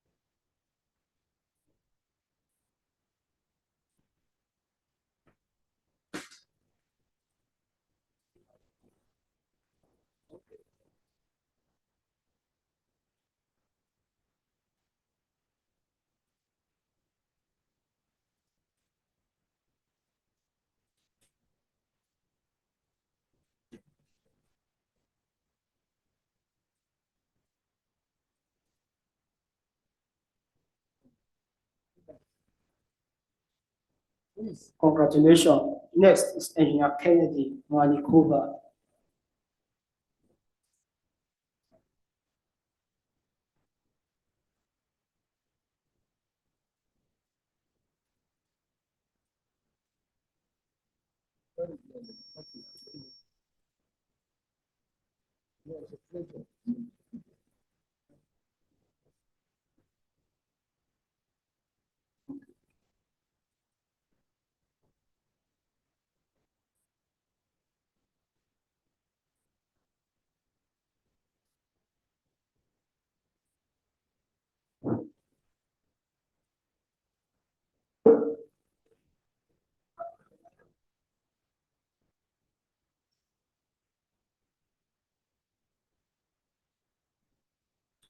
Congratulations, sir.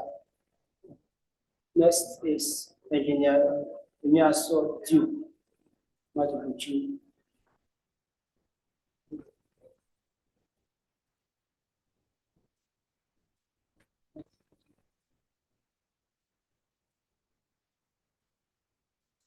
Other categories of membership, get prepared for your induction.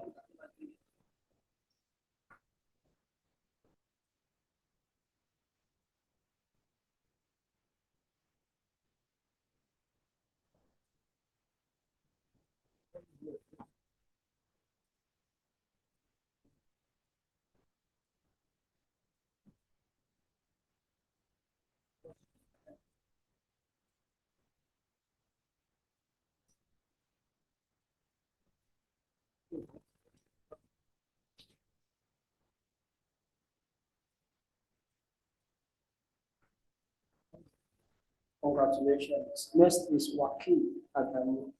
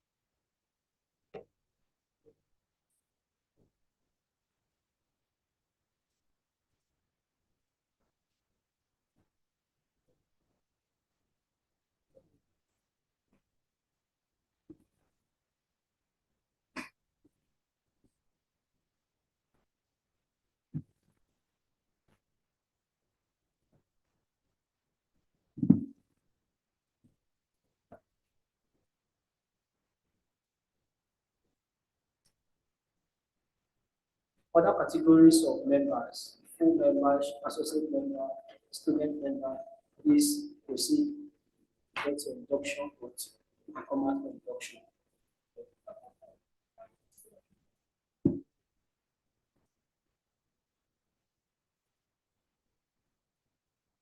For our brand new fellows, congratulations. The muffler on your neck is your own. The gown and the cap, please return it back to the association. Thank you very much.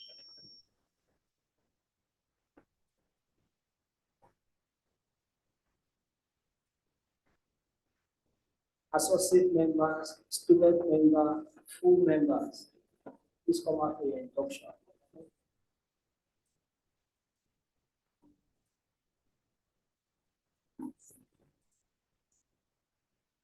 Corporate membership also, please, you may come out, representative of the corporate membership.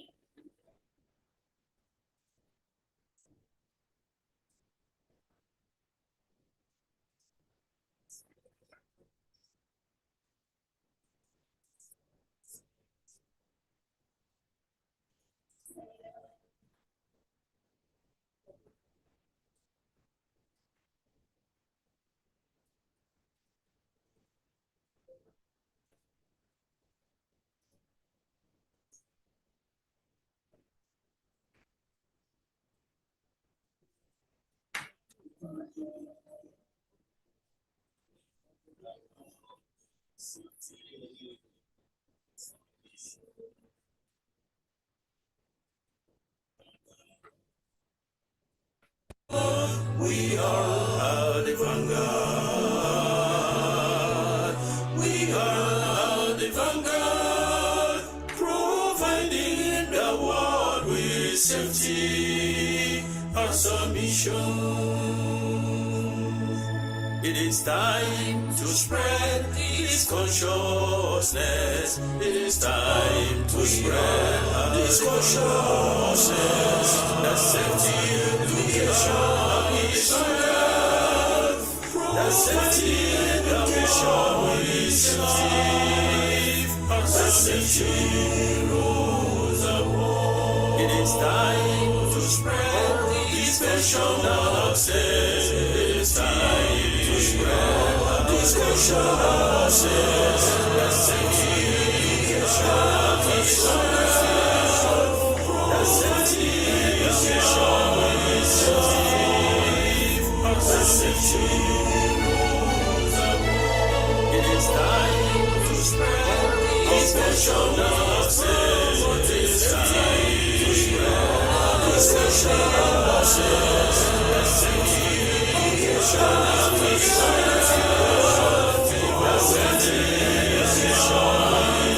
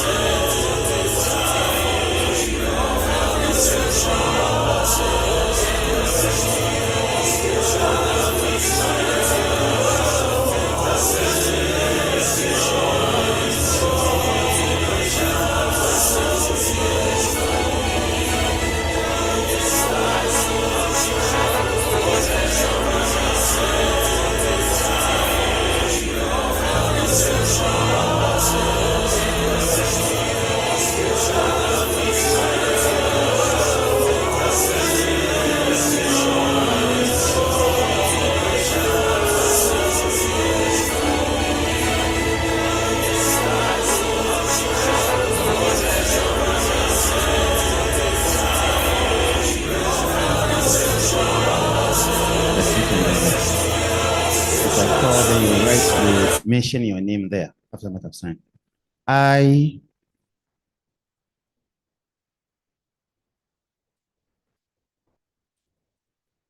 one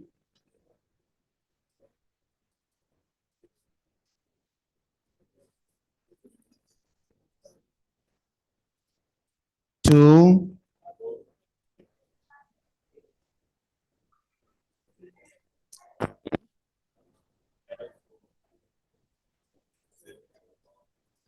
4,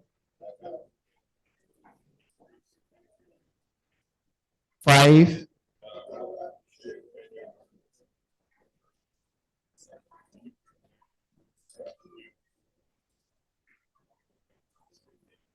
6,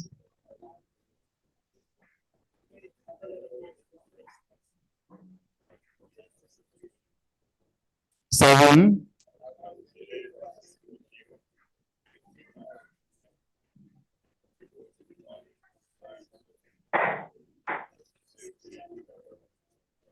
8,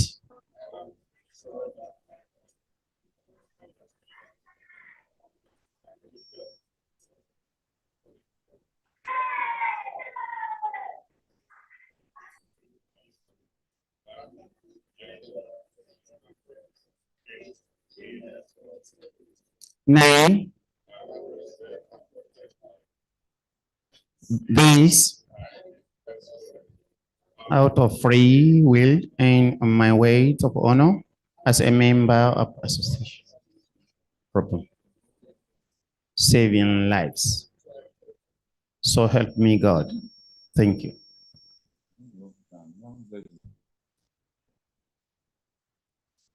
Congratulations. Give me a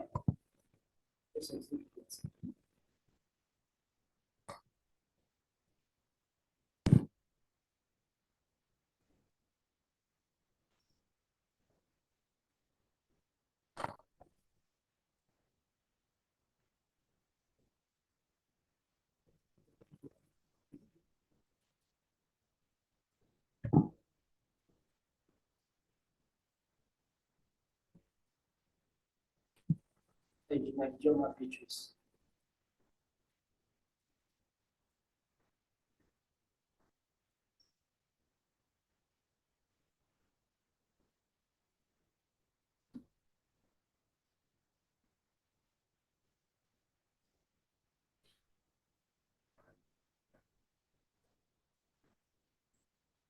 Congratulations.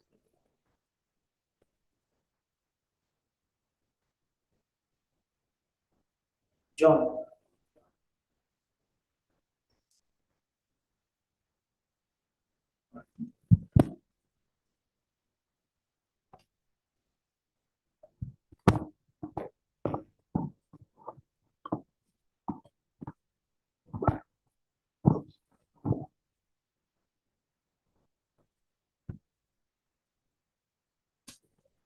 Congratulations. Next is Peter.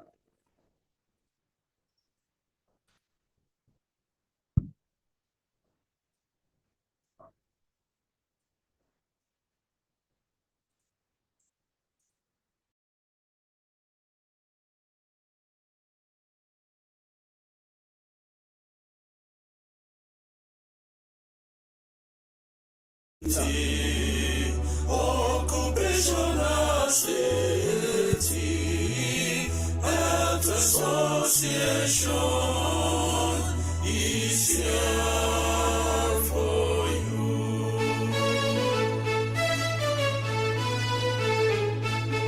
We are all the vanguard.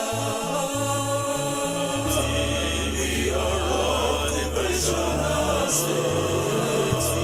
We are the health association, providing your safety as our mission. We are all the vanguard. We are all the vanguard. We are all the vanguard. We are all the professional. We are all the vanguard. We are all the association. We safety.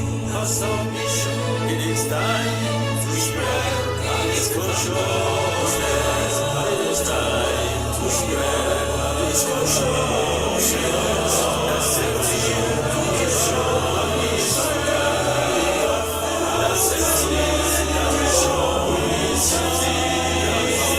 That's safety, as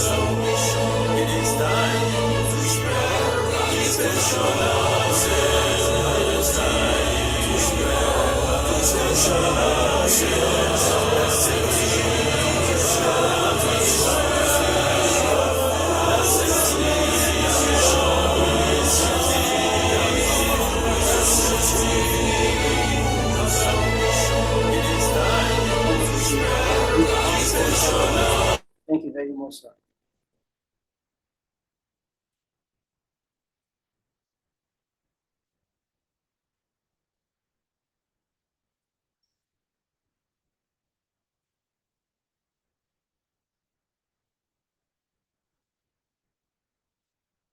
Bismillahirrahmanirrahim. The Chairman Council of Fellows, Dr. Al-Hafiz Ahmed Mohammed, the Country Regional Administrator, Dr. Ali Mohammed Ibrahim, Engineer Christian C. Oyinbo, Director of Occupational Safety, my fellow members, ladies and gentlemen, it is with profound gratitude and great humility that I stand before you today as a representative of Permanent Secretary, who is a recipient of this International Fellow Award, Membership Award from the esteemed FOSHA Association. This honor is not just a recognition of my Permanent Secretary's efforts, but a testament to the collective commitments of the Federal Ministry of Works toward excellence in occupational safety and health.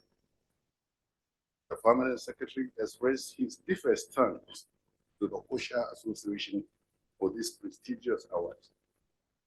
Your dedication to promoting safer work environments and your recognition of the ministry's initiative inspire us to continue our pursuit of excellence in this vital field. To our colleagues at the Federal Ministry of Works, this accolade belongs to each of you as much as it does to the Permanent Secretary. Your unwavering support, innovative ideas, and relentless hard work have been the cornerstone of Permanent Secretary's success. Together, we have strived to implement policies and practices that ensure the safety and well-being of every worker. In closing, the Permanent Secretary extends his heartfelt thanks to the FOSHA Association for this prestigious honor, and he promised to be more committed to upholding the value of safety and excellence that your organization stands for. And he is eager to continue working together toward a safer and more secure workplace for all. Thank you once again for this recognition and for your unwavering dedication to promoting occupational safety and health standards. Thank you.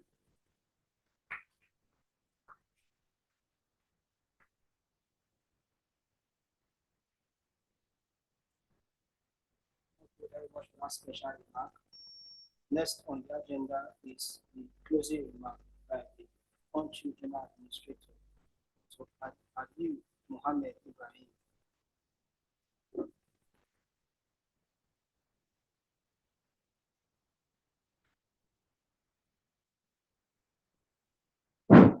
Thank you very much. Thank you very much. Thank you very much indeed.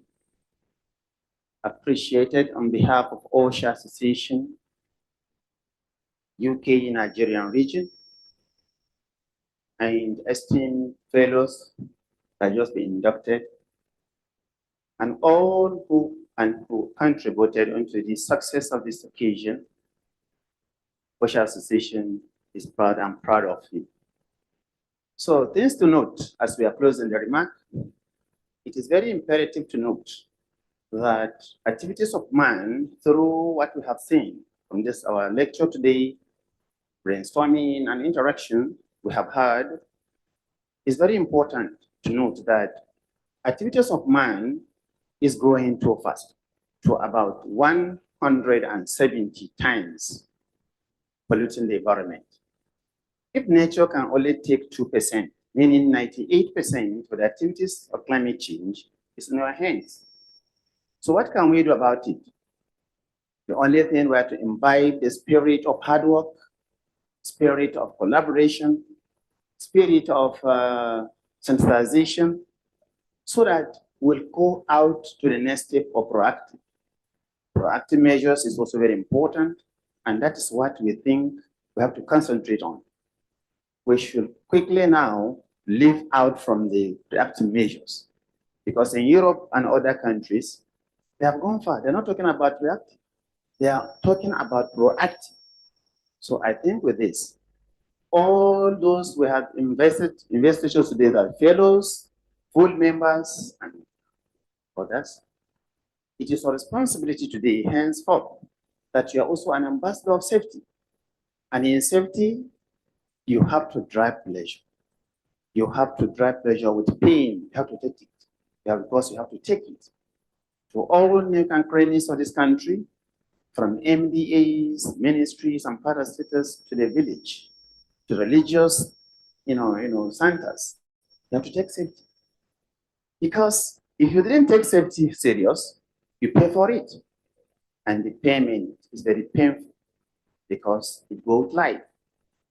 That is why FOSHA Association is keen in terms of propagating collaboration with other members and the society. FOSHA Association is to the list of persons who is what? His business is a shoe shiner, for example. That is where the safety lies. So nobody is exception. And we hope to keep it up. And finally, may I congratulate and appreciate the Permanent Secretary on behalf of FOSHA Association, to appreciate their zeal always for almost 5 years for the activities. You can know that yes, it's real. Safety is real to your own workplace. In as much as you can spend 3 minutes, 5 minutes, 1 hour, 2 years, and to be retired, you really need safety. That is where safety is. And you should remember that you were employed just like me, young, very vibrant, and you go out with less energy. You think about that? Thinking about your economics while you're in the office? So when you retired as of now, by us giving you a fellowship or full member, and you retired, you are only retiring from the service of the government and prepare yourself to come to the society where each and every 1 minute of yourself, we valued it. We valued it. Society valued it. World valued it, because you'll be called upon to come and give account of what is said within the society itself. So please, man's activities as always. This theme here of climate change is very important because worrisome to the world. My president said, can we say he's worried? Are you worried? Of course we are worried. So please, I urge all ministries, parastatals, and personal and corporate individuals to come and key in with it, FOSHA Association, so that together we will now move forward in the nation. We want to see ourselves in this country just as what we have seen outside the country, to differentiate between a trash bin and that of better. The 3 trash, you'll be able to differentiate even at all or at worst, meaning we have getting there. So appreciate it all, and thank you very much. Thank you very much indeed.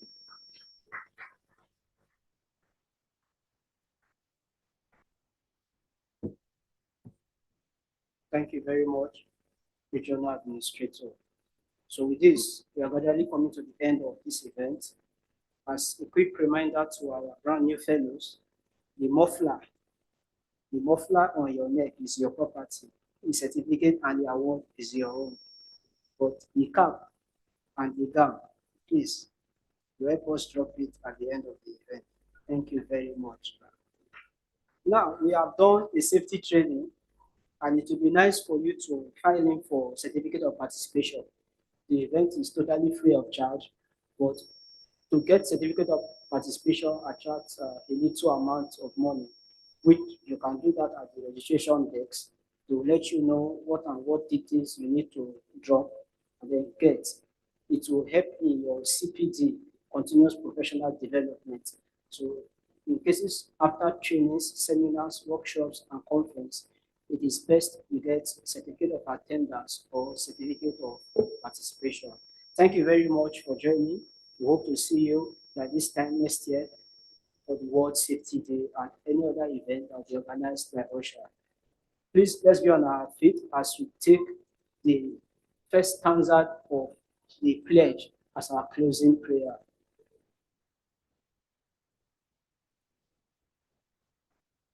After the pledge, we proceed for group photograph, networking, and then departure of invited guests. Thank you very much.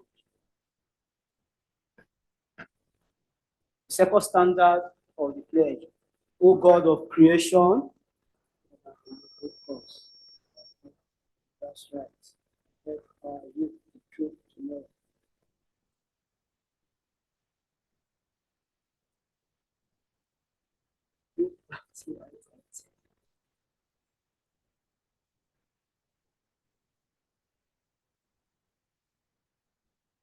Amen. We are good Nigerians. Thank you very much. Thank you.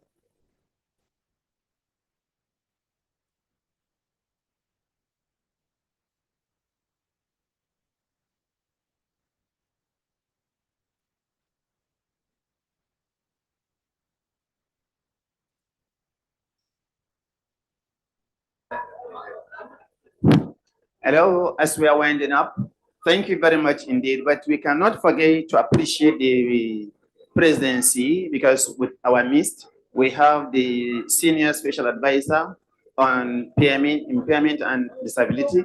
Thank you very much. Thank you very much.